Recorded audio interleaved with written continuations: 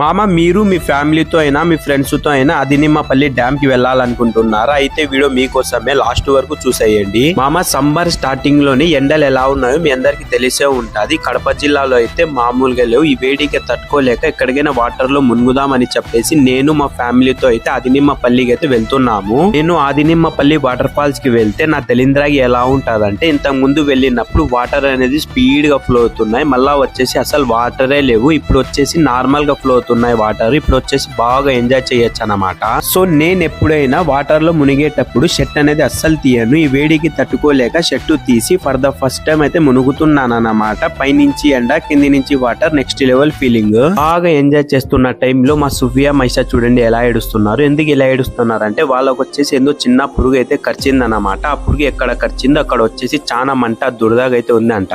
చూడండి మామ పురుగు ఎంత చిన్నగా అయితే ఉందో. మా మైషా వచ్చేసి ఒకటే ఏడుపు, ఇంటికి పోదాం రా అని. మీరు కూడా మీ ఫ్యామిలీతో రావాలనుకుంటే జాగ్రత్తగా, ఫస్ట్ ఆఫ్ ఆల్ వచ్చేసి చిన్న పిల్లలు ఉంటే వాళ్ళు జాగ్రత్తగా. ఈ వీడియో వచ్చేసి ఎవరైనా రావాలనుకుంటే వాళ్ళకి షేర్ చేయండి.